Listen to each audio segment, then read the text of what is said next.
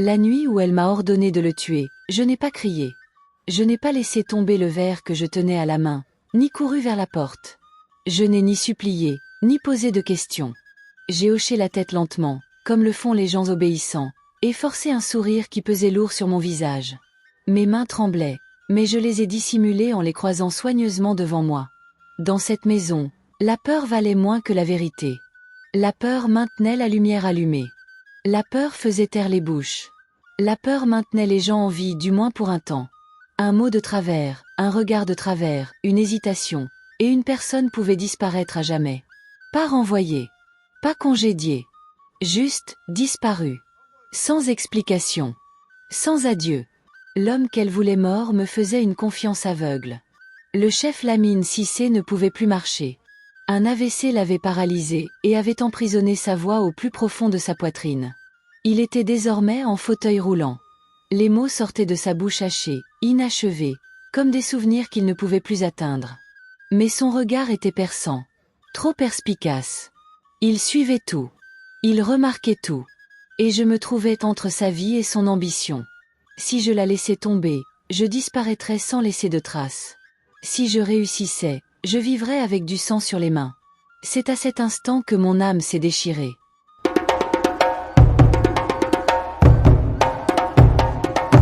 Je m'appelle Aïcha. Je suis née dans le nord du pays, où la faim s'installe tôt et dure longtemps. La faim nous apprend des leçons que l'école n'enseigne jamais.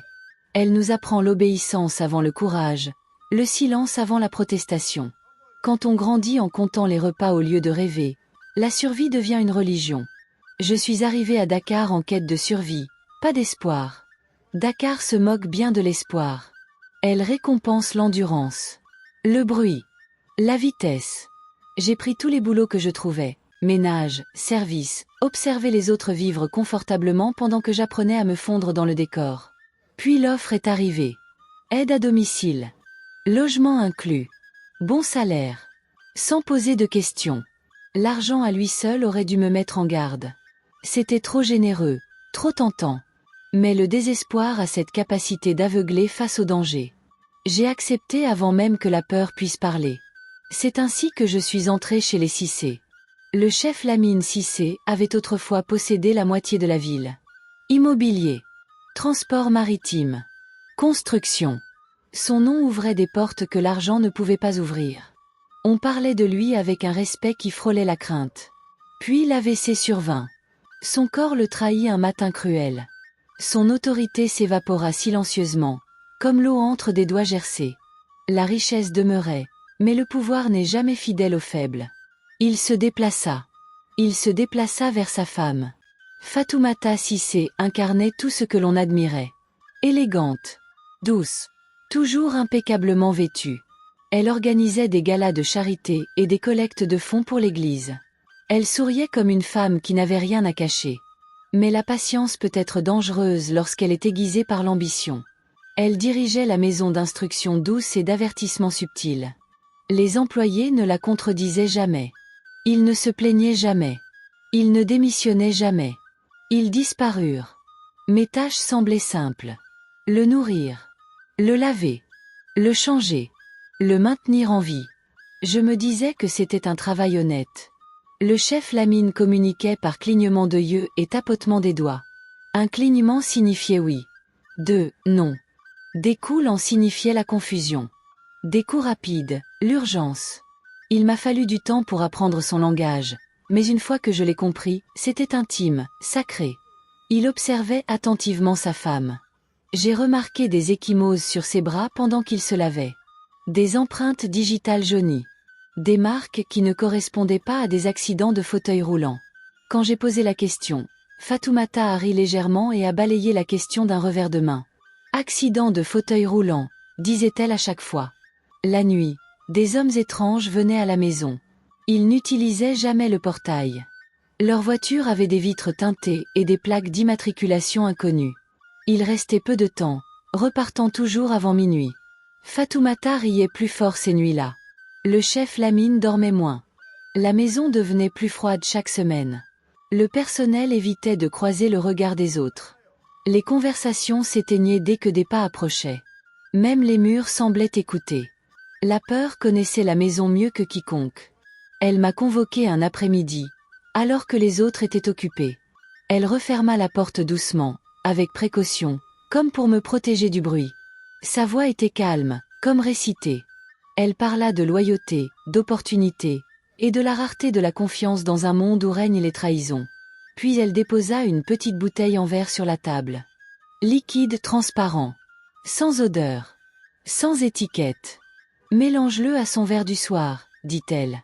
Ces mots tombèrent doucement, comme un oreiller sur un visage. Je demandai ce que c'était, même si je le savais déjà. Elle appela ça de la miséricorde. Elle me promit de l'argent. Assez pour disparaître. Des papiers. Une protection. Elle dit que des personnes influentes veilleraient à ma sécurité si on posait des questions. Elle dit que le silence serait récompensé. Je me sentais prisonnière de sa certitude. Cette nuit-là, le chef Lamine ne ferma pas l'œil. Il fixait la bouteille chaque fois que j'entrais dans la pièce. Ses doigts tapotèrent 2 fois. Non.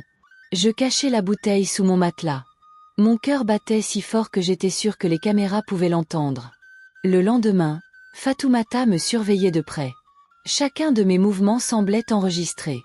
Chaque respiration semblait mesurée. Elle me testait par de petits ordres, de petites humiliations. J'obéissais à tout, sauf au poison. Des hommes me suivaient à l'extérieur de l'enceinte. Des appels téléphoniques arrivaient la nuit. Respiration haletante. Aucun mot. Le chef Lamine s'agitait. Il essaya de parler davantage, forçant ses mots au point de lui faire mal à la gorge. Fatoumata augmenta sa dose de médicaments sans explication. Le temps pressait. Un soir, elle m'a confrontée. Sa gifle fut soudaine et précise. Les accidents arrivent aux filles têtues, dit-elle doucement. Cette nuit-là, je pris ma décision. Pendant qu'elle dormait, j'utilisai le téléphone du chef Lamine. Un contact attira mon attention. Avocat. Je lui chuchotai tout. Il me dit de garder mon calme. Et de mettre la bouteille en sécurité. Les jours s'écoulèrent lentement. Je découvris des caméras cachées dans la chambre. Chaque mouvement avait été enregistré. La nuit, je murmurais mes plans au chef Lamine. Clignai des yeux. Oui. Non. Oui. La peur aiguisa mon esprit. Je mémorisais les horaires. J'enregistrais les appels. Je traçais les virements bancaires. Elle me sous-estimait complètement. Le matin où tout bascula, elle commanda une boisson spéciale. Mes mains tremblaient tandis que je changeais les verres. Les minutes s'étiraient. Puis la sécurité arriva. Puis la police. Puis l'avocat. Le chef Lamine se leva. Vivante. Les enregistrements cachés se mirent à jouer. Sa voix emplissait la pièce. Menaces. Ordres. Aveux. Mes bijoux se transformèrent en menottes. La maison respirait enfin. Moi aussi. J'ai démissionné sur le champ. J'ai refusé la prime. La paix pesait plus lourd que la richesse. Mais le danger me poursuivait. Menaces. Accusations. J'ai déménagé discrètement. Nouvelle adresse. Nouveau nom. J'ai commencé à écrire. Car le courage a des conséquences. Le silence protège le mal. Survivre ne suffit pas. La conscience est inestimable. Même aujourd'hui, des années plus tard, je repense encore à ces jours. Non pas que la maison, l'argent ou ce fragile sentiment d'importance que procurait le service des puissants me manque. Rien de tout cela ne me manque. Ce qui persiste, c'est la conscience d'avoir frôlé l'invisibilité à jamais. La facilité avec laquelle la peur aurait pu effacer mon nom des mémoires. J'ai appris que le mal se manifeste rarement bruyamment. Il n'arrive pas toujours en hurlant ou en défonçant les portes. Parfois, il murmure poliment. Parfois, il sourit. Parfois, elle offre des récompenses et les appelle des opportunités. Et parfois, elle ressemble trait pour trait à la sécurité. Après la fin de tout, il y a eu des moments où je me suis remise en question. Où je me suis demandé si survivre aurait dû suffire. Beaucoup auraient choisi le silence et vécu confortablement. Beaucoup l'ont fait. Beaucoup le font encore. Le monde est plein de compromis discrets qui ne font jamais la une des journaux. Mais j'avais vu ce que le silence faisait dans cette maison. J'avais vu comment il brisait les gens jusqu'à ce qu'ils craquent.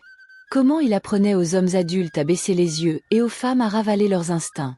Le silence maintenait les murs debout tandis que la vérité était enfouie dessous. J'ai alors compris que le courage n'est pas une décision isolée. C'est une succession de petits choix épuisants, faits dans la peur. C'est choisir de ne pas détourner le regard. Choisir de ne pas faire semblant de ne pas avoir vu. Choisir de se souvenir quand oublier serait plus facile. Après mon déménagement, je me suis faite discrète. J'ai souvent changé de routine. J'ai évité de m'attacher trop vite. La confiance s'est installée lentement, prudemment, comme une plaie qui apprend à se refermer. Certaines nuits, je me réveillais brusquement, persuadée d'entendre des bruits de pas qui n'existaient pas. L'écriture est devenue mon refuge. Au début, c'était uniquement pour moi. Les mots jaillissaient sans structure ni but précis. Peur, culpabilité, soulagement, gratitude, colère. Peu à peu, le chaos a fait place à la clarté. J'ai compris que mon histoire ne m'appartenait pas seulement. Elle appartenait à tous ceux qui avaient été pris au piège du pouvoir et contraints de trahir leur conscience. J'ai commencé à en partager des fragments avec précaution, d'abord anonymement. Des inconnus m'ont répondu. Des personnes qui reconnaissaient les schémas. Des personnes qui avaient subi des pressions, des menaces, qui avaient été acculées. Des personnes qui se croyaient seules. C'est alors que j'ai compris autre chose. Survivre n'est pas la fin de l'histoire. C'est le début de la responsabilité. La justice ne se présente pas toujours sous forme de menottes et de gros titres. Parfois, elle est plus discrète. Parfois, elle consiste à refuser de participer. Parfois, elle consiste à dire la vérité même si la voix tremble. Je ne me considère pas comme un héros. Les héros sont intrépides, et je ne l'étais pas. J'avais peur chaque jour. J'avais une limite que je ne pouvais pas franchir, même si la franchir promettait le confort. Si jamais vous vous trouvez face à une telle limite, je ne vous dirai pas quel choix choisir. Vous seul pouvez vivre avec le poids de cette décision. Mais sachez ceci. Le mal se nourrit de la conviction des gens ordinaires que ce n'est pas leur problème. Et le changement commence dès l'instant où quelqu'un décide que cela l'est. Fin. Merci d'avoir regardé. Si vous avez apprécié cette histoire, n'hésitez pas à la liker et à partager vos impressions dans les commentaires ci-dessous. Pensez à aimer, partager et vous abonner pour plus de contenu. Activez les notifications pour rester informé. Votre soutien est précieux.